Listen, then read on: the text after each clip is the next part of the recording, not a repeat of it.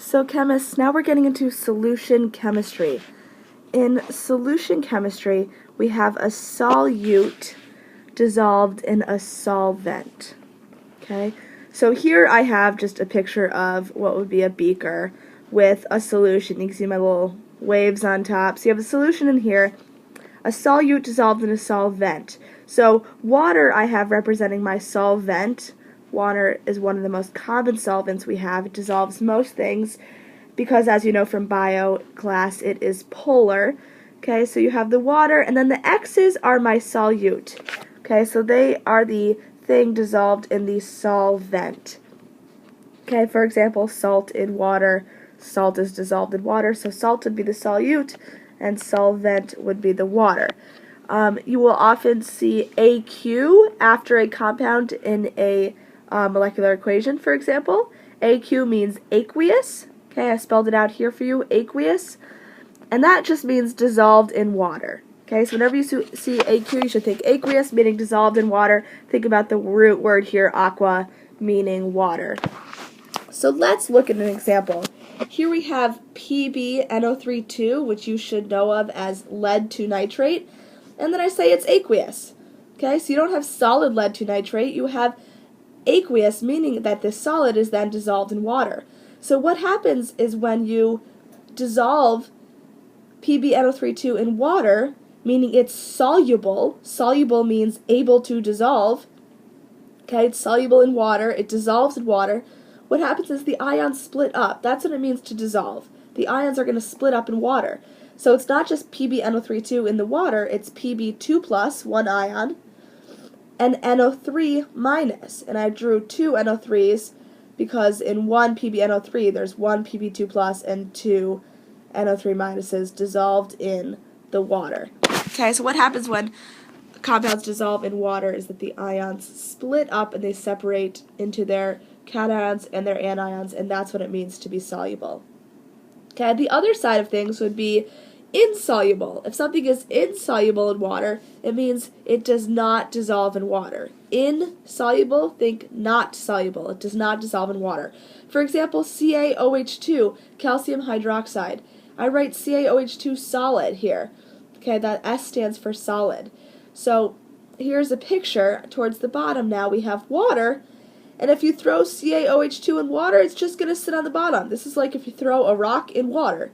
You just have a rock at the bottom of water. If you throw CaOH2 into water, it's just going to be solid CaOH2 sitting at the bottom of the container of water. Okay? So now we're going to get into why. I just told you lead to nitrate was soluble in water, and I just told you calcium hydroxide was not soluble. But you should be able to predict that yourself. So here we have solubility rules for ionic compounds. Okay, here's the rule. Compounds containing group 1 ions, so you should all look at your periodic table. Group 1 ions are going to be the elements on the left side of the periodic table. So let me draw a periodic table for you here. Okay, so group 1 ions, we're talking about these ions. This is group 1. Group 1 ions, okay, so sodium, lithium, any of those in group 1, those are going to be, when they're in their ionic form, they are soluble in water. Okay, NH4 plus, ammonium, NO3- nitrate, or CH3COO- acetate. These are always soluble in water, meaning they're always aqueous. They never precipitate, meaning they never form a solid in the bottom of your container. They are always soluble. They always dissolve in water.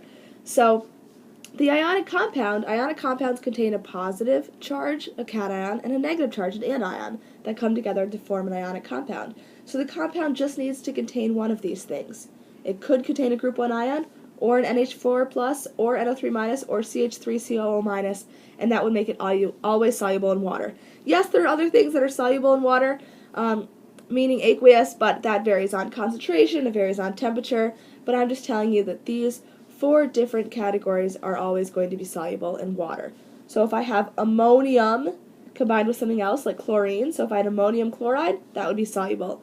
If I had sodium nitrate, it'd be soluble because of the nitrate, but sodium is also a group 1 ion, so that would be soluble too. If I had magnesium acetate, because of the acetate, that would be soluble in water. So we'll do some practice with these and you will get the hang of it. So now we're going to look at precipitation reactions. Precipitation reactions are also called double displacement reactions. Okay?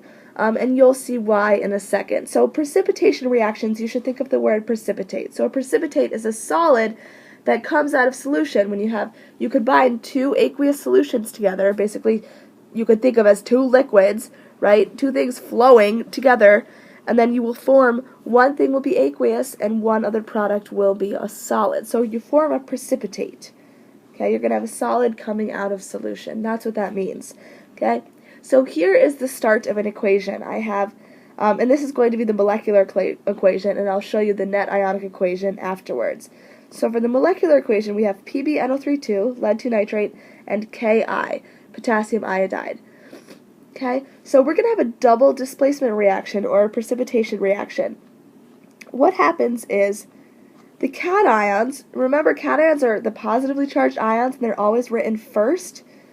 They're going to switch places, meaning a double displacement. Okay, so these two cations doubly displace, are going to switch places, and we're going to have the charge stays the same. So whatever the charge is at one time, it's going to be the same charge at the end. The charge does not change. So for example, K here must have a +1 charge. How do I know that? Because K always has a +1 charge because it's in group 1. Now Pb, we got to think of the charge of that. Okay? That could be tricky. This goes back to the ionic nomenclature we learned earlier in the year.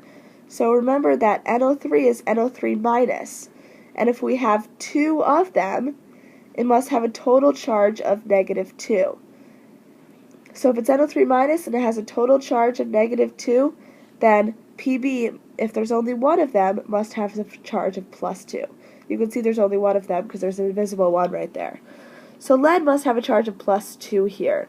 Again, I had to figure it out by using the anion, NO3 minus. There's two of them, so -2, so Pb must have a charge of +2. Okay, so when I say this charges stay the same, it's helpful to circle the cations and write their charges so that you can predict the products. So now we have to figure out the products. Pb is going to go with I.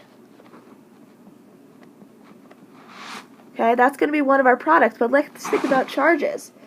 Pb is +2, and iodine, you should know, is -1 because it's in group 17. So how many of each of them do we need? We only need one Pb2+, and we'll need two I minuses. So that's going to be PbI2, so that now we have a charge of +2 and a charge of -2. I'm running out of room, so I'll write this below. The next product, you have K is going to take the place of Pb. Okay, K is going to come over here and take the place of Pb and form with NO3. So let's think about our charges again. We've got K and NO3. K is plus and NO3 is minus, so those just come together, K and NO3. So that's one product, and that's the other product, PbI2 and KNO3. This goes back into the beginning of the year when we looked at ionic nomenclature and forming ionic compounds. Now the last step is to figure out the physical state. Okay?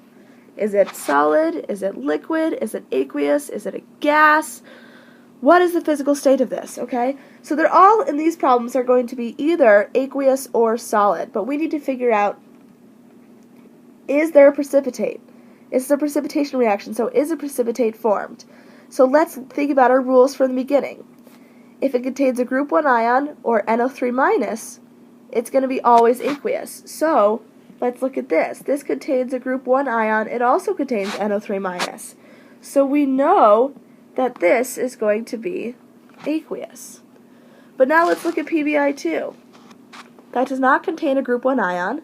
It does not contain NO3 minus.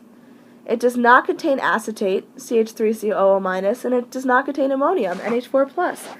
So because it does not contain one of those four things, we can assume that this would be a solid.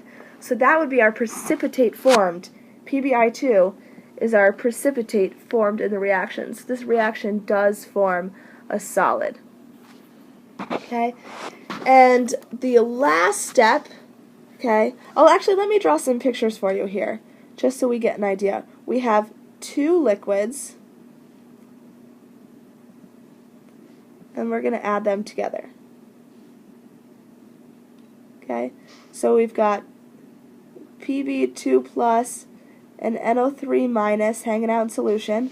We've got K plus and I minus hanging out together. So we've got two aqueous solutions. Remember, aqueous means dissolved in water. So because these are both aqueous, we've just got ions that are dissolved in water, meaning those ions split apart. But when we combine them together,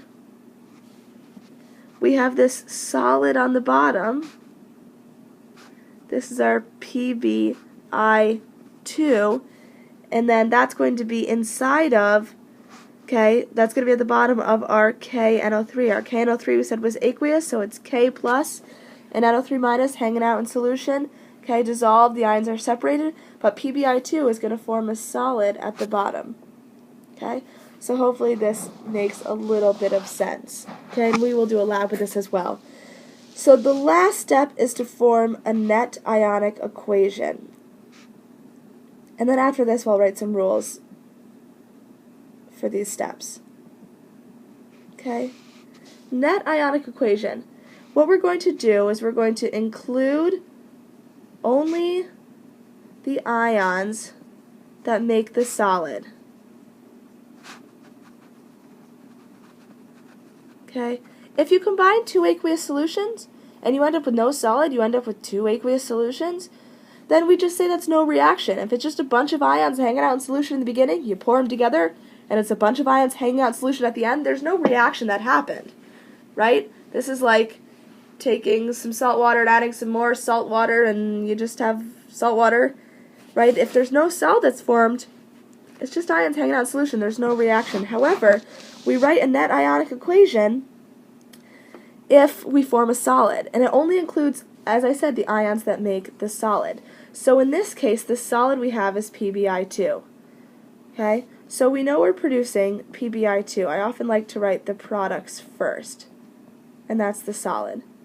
Okay, well, what are the two things that make PbI2? Well, you have Pb2 plus, and it's aqueous in the beginning, and then you have I minus, and that's aqueous in the beginning. You combine those together and it forms PbI2 that's solid at the end. Okay, the last step is to balance it. We've got one Pb right here and one Pb right there, and we have two I's here and only one I here, so let's put a 2 in front to now make two I minuses. And the charges to cancel out. Here we have 2 plus charge, and we have 2 minus 1, so minus 2 charge, and here we have no charge. That should make sense. Okay, again, our charges cancel out. If we have plus 2 and minus 2, that cancels out with the no charge. Okay, hopefully this makes sense, and on the next page I will write down some steps to follow. So here's the procedure that I was talking about for the steps. So first, when you're given a problem, you're going to write the reactants. Okay, and then you're going to switch the cations. I like to circle the cations, so I write the reactants, I circle the cations, which are always written first, the positively charged ions, and then we switch them to determine the products. Okay, once we determine the products, we're going to write the net ionic equation for the ions that form a solid, if a solid is formed. Okay, and you have to figure that out from our rules on the previous slide. If there is no precipitate, meaning no solid formed, you'd say it's called no reaction, meaning that you've got a bunch of ions floating around in solution in the beginning, and you have a bunch of ions floating around in solution after you pour the two solutions together. That's no reaction. Okay? If there is a solid that is formed, you write the net ionic equation for the ions that form the solid. And then you're going to balance that net ionic equation and include physical states like solid or aqueous. So here is the one example I will do for you in this video. So we're going to mix potassium phosphate with calcium nitrate. So the first step is, oh gosh, we got to write potassium phosphate and calcium nitrate. So this is going to take some digging back in your brains to first semester. So we know that potassium is K+. It's a group 1 ion. My K is looking very funny. It's a group 1 ion, so we know it has a charge of +1. We know phosphate, we memorize this as PO4 3-. Well, how would I put K+ and PO4 3- together? Remember, we need to cancel out the charge, so we've got +1 and -3. So to cancel out the charge, we must need 3 Ks. So it's K3 PO4. So now we have +3 and -3. Great, that'll cancel out. They're always aqueous in the beginning. Another way we know that is because K is a group 1 ion, so it's always aqueous. Now we have calcium nitrate. Calcium we know is Ca2+, it's in group 2, so it has a charge of +2. NO3 we memorize is NO3 with a charge of -1. So +2 and -1, how do we get those to cancel out? Well, if we have 1 Ca2+ and 2 NO3 minuses, then we'll have +2 and -2. So those would cancel out. So we write Ca and then parentheses, NO3, 2. Remember, we include the parentheses because NO3, there's multiple different elements there. Again, they're always aqueous at the beginning, but if you're confused, CaNO3, that contains NO3- from our rule, so it's always aqueous. So now we need to switch the cations. So I'm going to circle the cations. Again, they're always written first, and we're going to switch them. So we know that K is going to come together with NO3, and we know that Ca is going to come together with PO4. But let's figure out the charges. That's the key. The charge we already said of K is +1, and if NO3 is -1. So perfect, that just comes together, KNO3. But what about Ca? Ca is +2, and PO4 is 3-. So how do we get +2 and -3 to cancel out? The least common multiple would be 6. So if we multiplied Ca 2+ by 3, we'd get +6. And if we multiplied PO4 3- by 2, we'd get -6. +6 and -6 will cancel out.